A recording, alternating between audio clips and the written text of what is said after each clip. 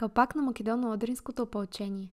Това е емблематична шапка на българските доброволци от Македоно-Одринското опълчение.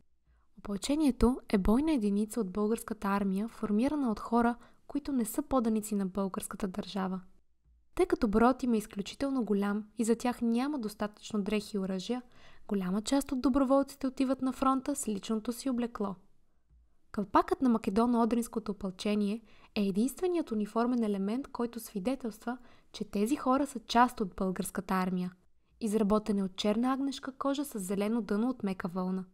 Идеята е да се покаже приемственост с калпака на оригиналното опълчение от освободителната за България руско-турска война от 1877-78 година. Разликата е в така наречената кокарда – значката на предната част на калпака, която е изработена от бронз и изобразява българския разярен лъв, стъпил върху османския полумесец и държащ в лапите си знаме с надпис МООП 1912 година.